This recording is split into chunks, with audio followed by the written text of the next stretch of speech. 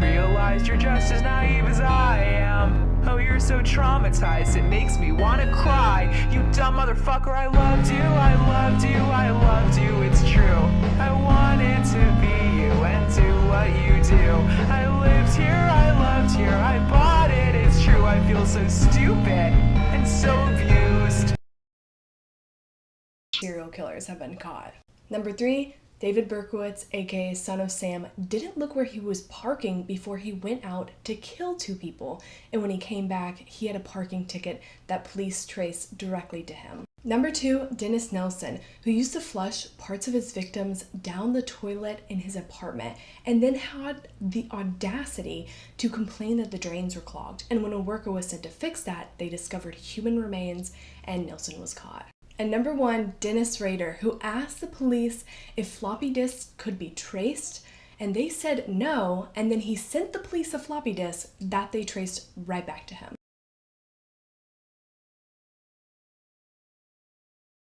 Girl from Ipanema goes walking, and when she passes, each one she passes.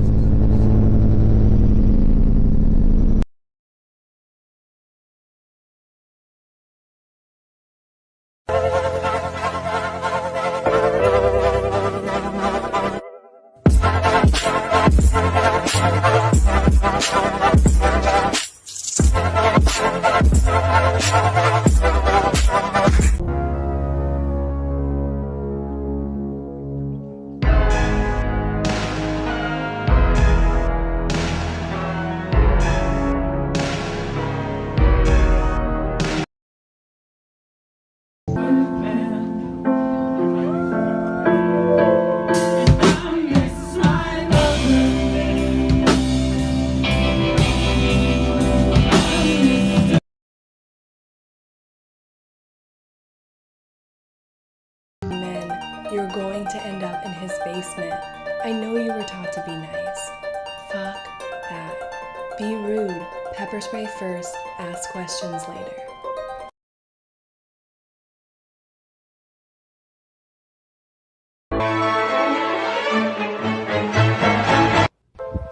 Their body was found, bound, gagged, and beaten.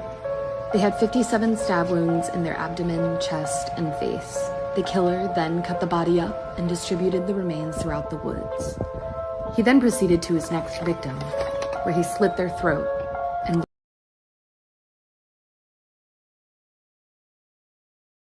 Range. Joshua Maddox went missing in 2008, and he wasn't found until 2015.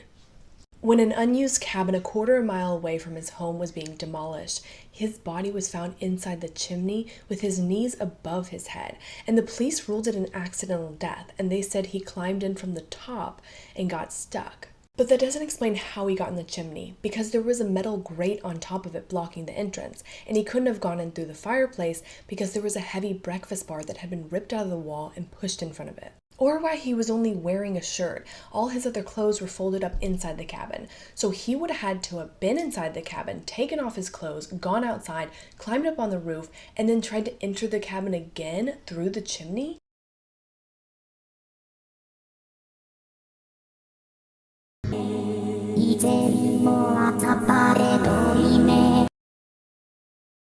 Very satisfying ending. In 1999, a 20-year-old kid was obsessed with this 16-year-old girl, but she wasn't into him. Frustrated, he breaks into her house and demands that she dates him. When she refuses, he kills her. And then he kills her 14-year-old sister too. Or so he thought. The 14-year-old survived and easily identified Paul Powell as the killer. Powell showed no remorse in court and even called the victims stupid. When he was sentenced to death, though, his attitude changed and he cried and begged for mercy. And unfortunately, mercy would come in the form of a legal loophole that switched his death sentence to a life sentence. Believing he was safe from the death penalty because of double jeopardy, he wrote this ridiculous letter to the prosecuting attorney, basically admitting to every single detail of the crime, kind of bragging about what he got away with. So the attorney just takes the letter, gives it to a judge, the judge looks at it and says, "Yep, there's new evidence here," orders a new trial, and immediately this dude is resentenced to death. And a few months later, this lowlife was executed.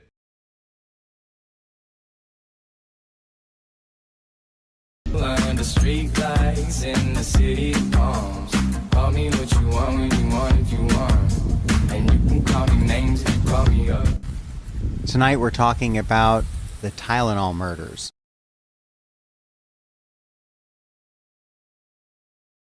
What? Hit the red button now. I don't want to. How do I record? Hit the red button. I'm recording. Sarah! Sarah! Dad's a pervert.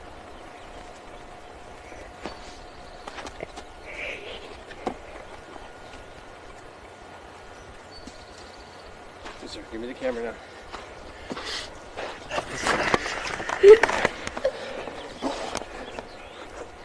And you're still recording.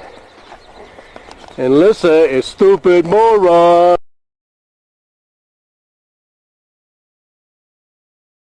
If you let your kids play video games online or use social media in general, you have to listen to her story. Alicia is on the spectrum for autism, which made her very afraid to go outside, which is important to remember as I tell you the rest of this story. This made Alicia feel very awkward and very shy, so she spent a lot of time playing video games online. On September 15th, 2019, Alicia got up for a drink of water at about 1 a.m. and was seen by her mother. The next morning, Alicia's mother was making breakfast for the rest of the kids, went to go check on Alicia, and she was gone. However, there was a note stating that she left and that she would be back. Because of her fear to go outside, her mother believes that she was led away by an online predator. Please share this.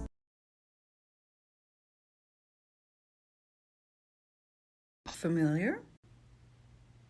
It belongs to this young lady, Dorothea Puente. If you like murder, which is why you're here, you probably know who she is, but I have some interesting facts for you. In 1982, she was convicted of theft for drugging and stealing from one of her boarders at her boarding house and did 3 years in prison, where she met a pen pal, a lovely man from Oregon who picked her up from prison in his red Ford pickup. They talk about marriage. Not long after that, she hired someone to install some wood paneling in her house. And she paid him with a red Ford pickup. Then hired him to build a box, a 6x3 by 2 foot box for books and things. Then they drove somewhere and dumped it where you dump miscellaneous household things. Surprise! Her boyfriend's body was in it. She hired a local homeless alcoholic man to dig up the basement. Then he went missing. The house is definitely haunted. This morning, this one's gruesome. Savannah Graywin was born on August 9th, 1995 in Belcourt, North Dakota. She moved to Fargo and was a nurse for a senior living home. She had a boyfriend, Ashton, and they were together for about 7 years. And they were expecting a beautiful baby girl in September of 2017. Brooke Cruz lived upstairs from Savannah in her apartment complex. The two didn't really know each other, but on August 19th, 2017, Brooke knocked on Savannah's door and offered her $20 to model off a dress that she was sewing. Brooke then shoved Savannah in the bathroom and Savannah hit her head on the sink, knocking unconscious. Cruz then took a knife and carved Savannah's stomach open and ripped the baby out. Brooke apparently told her boyfriend that she was expecting a baby in August. Cruz's boyfriend walked in the bathroom at this point and saw what Cruz was doing and decided to finish off Savannah by strangling her. He was sentenced to life, and she was sentenced to life without parole. They searched the apartment for a few days, and finally they saw the baby girl hidden in plain sight on the bed. Hazley Jo is now 2, and she's living in a loving and caring home.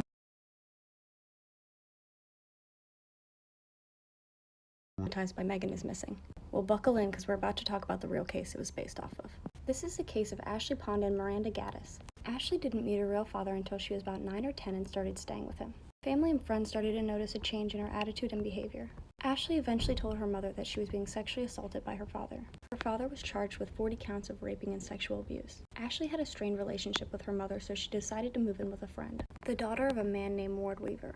In early August 2001, Ashley confided in a teacher that Ward had been sexually abusing her. Police never investigated this. Ashley ended up moving back in with her mom, and her relationship with her got better, as well as her grades. On January 9th in 2002 at 8:15 in the morning, Ashley said goodbye to her mom and went to the bus stop. Although it was a 10-minute walk, Ashley never made it there. Her mother filed a report and family and friends started to look for her, including Miranda. Kind of believe that having a linear friends or something, it's just really different.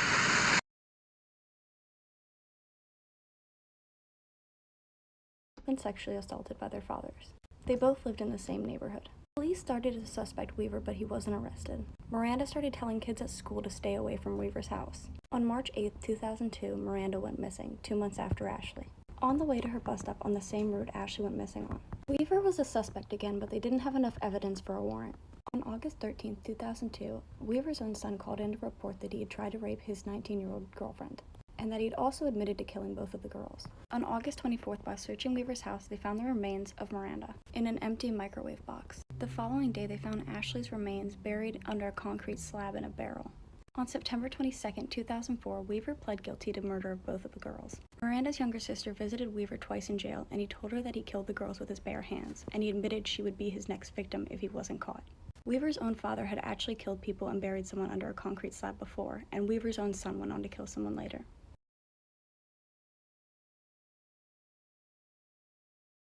Of Brianna Maitland. Brianna lived in Montgomery, Vermont, a rural town with about 900 people. On March 19, 2004, her and her mom went shopping at a local mall. While inside one of the stores, Brianna's mom said she was looking outside and eventually went outside to the parking lot. When her mom got outside, Brianna was waiting at the car. Her mom said her mood had completely changed and she was extremely agitated. She told her mom she needed to get back to where she was staying, which was with a friend. Her mom dropped her off at her house around 3:30, 4 o'clock. Brianna was 17 and had 2 jobs, one being at the Black Lantern Inn. That day, Brianna left her roommate a note saying she'd be back after her shift. Coworkers said she had a normal shift and finished up right after 11. Her coworkers asked if she wanted to hang out, but she declined and said she had to work in the morning. They also said she got in her car and drove away that night. Brianna drove a green 4-door 1985 Oldsmobile. Less than 2 miles away, towards the direction of her friend's house, was an abandoned house known as the Old Dutch Burn Place.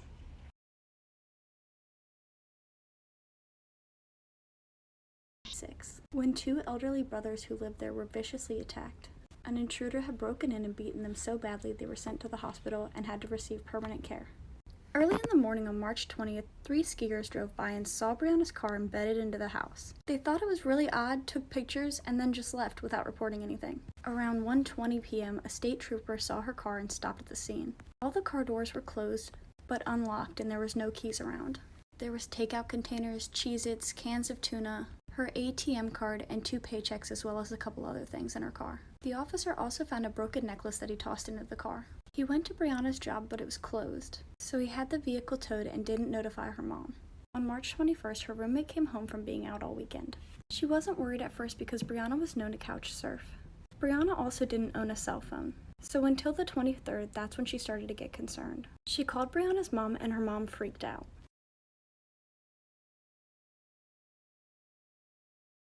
No luck finding her. They called the police and reported Brianna missing on the 23rd. The police said they'd put an APB out for her and her car. After 2 days of hearing nothing, her family stormed into the police station. The officer who had found Brianna's car overheard and came over and showed them the picture of her car. Her mom was unsettled and said that evil was in that picture. Huge search parties took place near the abandoned house and all over. At least 500 people showed up to look for her. There was also only 13 police officers on the force here. Detective Brian Miller had told the media that they had found drug paraphernalia and a gun inside of the house. They received many tips and interviewed over 160 people. Police even found more witnesses who had seen Brianna's car that night. The first was at 12 a.m. and he said he saw her lights on. Another person saw her car at 1 a.m. and said her blinker was on. At 4 a.m., her ex, James Robitelli, had seen her car. He said he didn't report it because he was drunk. Brianna had stayed at James's grandparents' house while couch surfing.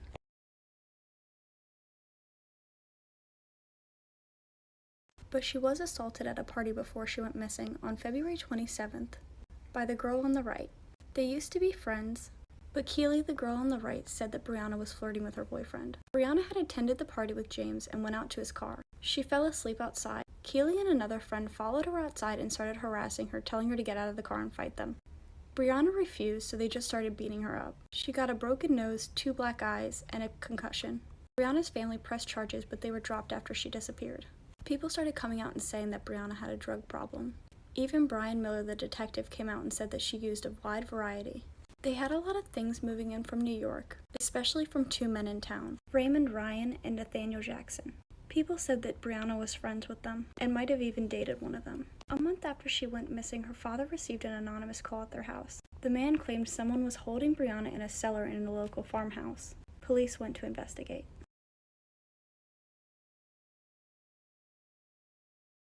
Daniel opened the door. They took them into custody but later released them. There was no sign of Brianna or a cellar in the house. They soon moved out of town. A company that works to find missing people went out to search the abandoned property they found Brianna's car at. There in a ditch, they found a pair of Victoria's Secret underwear that were Brianna's size, a syringe, and zip ties with hair in them. They were tested, but results were never released to the public. Rumors flooded that she OD'd at a party where someone killed her. An unidentified witness told the family's private investigator that the day that her mom and her were at the mall, a man came up and warned Brianna not to go to work, but they couldn't get any more information. In 2006 in Atlantic City, this woman was caught on camera who looks a lot like Brianna Maitland. She's never been identified, but her family claims she's not her. Some people believe that her case might be related to Mara Murray's, who went missing in similar situations 90 miles away. Come back to talk about her case tomorrow. For now, let me know what you think in the comments. Thank you guys for watching.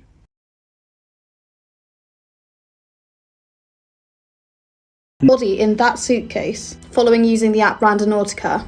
Well, there is a case update. If you aren't too familiar with the case, basically a couple of TikTokers were using the app Randonautica, which takes you to random locations. It took them to a location in which they found a suitcase. Upon opening the suitcase, they realised they'd stumbled across something much more sinister, and it was all caught in a TikTok video. So the update. Initially, it was thought to just be one body in the suitcase. However, upon further investigation, it was discovered there were actually two. These were the bodies of the two people pictured above, 27-year-old Austin Cash Wenner and 35-year-old Jessica Lewis. They had both been shot in the head and dismembered before being put in the suitcase. No suspects have been identified as of yet, so the family of the victims have put together a $10,000 cash reward for information leading to the apprehension of the murderer. Please be sure to like, comment and share, and subscribe to my YouTube.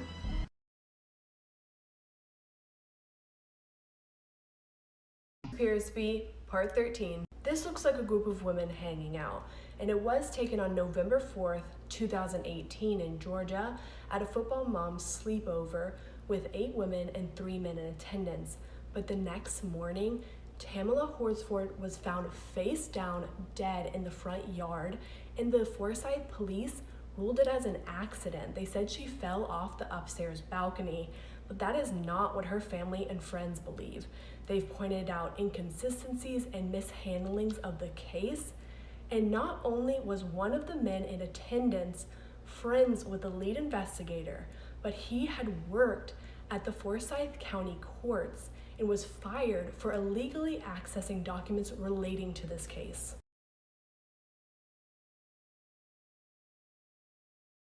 I'm about to take you on a journey.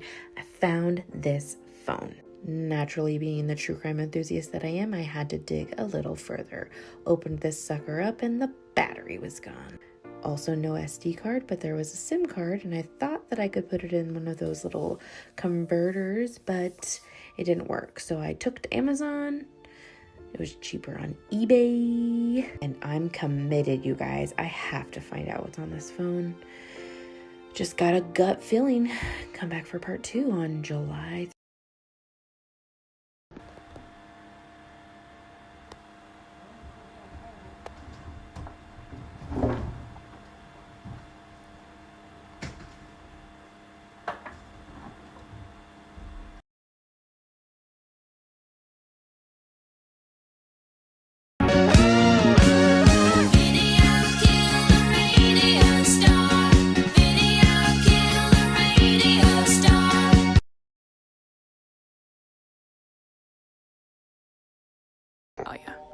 On January 15, 1947, the remains of a 22-year-old aspiring actress, Elizabeth Short, was found in Los Angeles, California.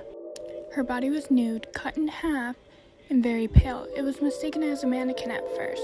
Her mouth was also cut from ear to ear to create a chilling smile. Her body was drained of blood and was cut with surgical precision, with no damage to any of the internal organs. The media gave her the nickname the Black Dahlia. With lack of evidence and abundance of false reports, the case was never solved. The killer antagonized the police by sending them letters and personal belongings from Elizabeth. This included her social security card and even her birth certificate. The top suspect is a physician named George Huddle, but after 73 years, the case is still cold.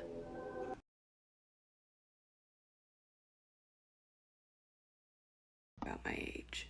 When I was about 12, I found this document.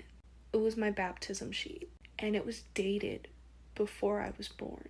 I confronted my mom about it, and she said that they must have just messed up the date. Then, about a year later, I found another paper saying that my birth date was wrong. It was my preschool forms. How did they get my birth date wrong? And just now I was looking at my camera roll. I was looking at old photos, and I found one. And this is just the icing on the cake. The photo taken from the camera is dated in 2003. I was born in 2005, and I look to be about 1 or 2. Just so you know, this was taken on an OG camera, not a phone, not a computer, a camera. So now I'm really confused, and I don't know what to do. I'm kind of scared to confront my parents about it. Here's a picture of my parents, me and my brother, and this is the picture that was dated wrong. Like, for me to confront them. Appears to be part 16. This looks like a couple caught at a Christmas party on December 14th, 2002, but Amber Frey is not Scott Peterson's wife. His wife is Lacey Peterson, who at the time was 8 months pregnant, and who just 10 days after this photo would be reported missing. And eventually her and her unborn son would be found in the San Francisco Bay. Scott Peterson is currently on death row for their murders.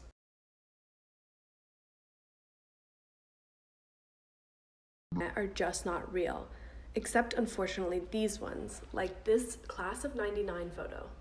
In the top corner of this picture are students making fake gun signs with their hands, including Eric Harris and Dylan Klebold, who just a few weeks after this photo was taken shot up their high school, Columbine. Unbeknownst to this diver in Australia, he caught on camera the moment that Tina Watson was sinking to the bottom of the ocean after her husband, Gabe Watson, killed her on their honeymoon. And this is the last photo of Regina K. Walters, who was just 14 years old, and it was taken by serial killer Robert Ben Rhodes.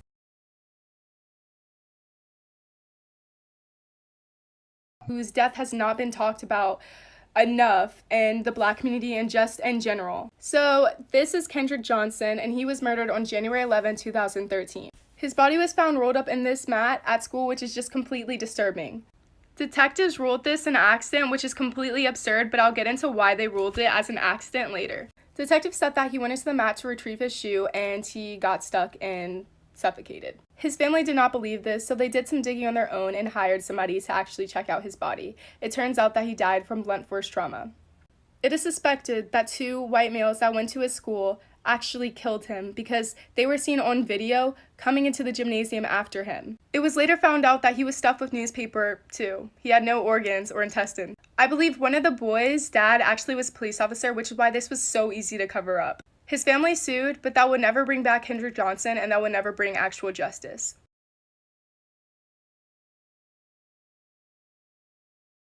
Young and lovely, the girl from Ipanema goes walking, and when she passes, each one she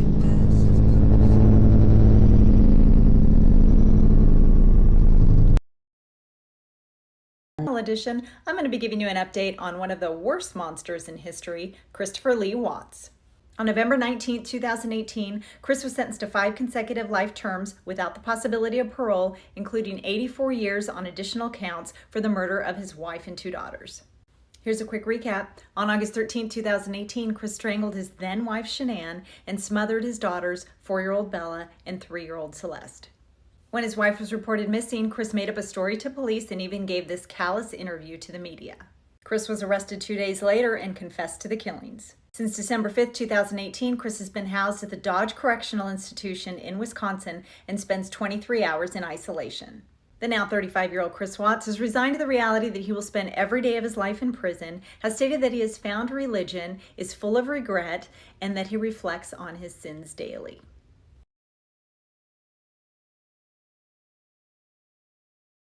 Nosy with your friends.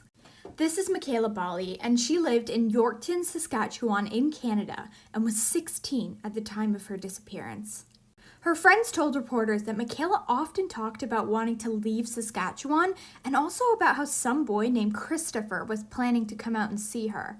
The night before Michaela's disappearance, she texted one of her friends asking her to take her to the bank. She also texted her ex-boyfriend saying she was really unhappy and wanted to go to Regina for a couple of days. So on April 12th, 2016, the day that Michaela disappeared, at 6:41 a.m., Michaela texted her friend again asking her to take her to the bank, but the bank didn't open till 9 a.m., so obviously that plan was a no-go. So at 8:10 a.m., Michaela's grandma dropped her off at the school, and Michaela would go inside, put her binder in a locker, and then walk right out the back door. This story gets crazy. Comment for part 2.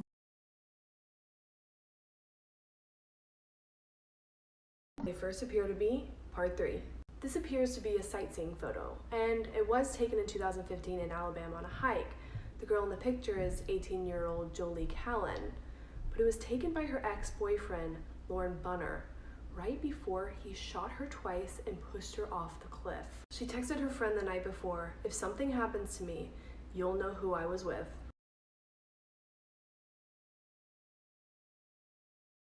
I can't breathe, shaking, falling onto my knees. I have so much more to say to you, so don't go. Your kisses, I'll be needing steel.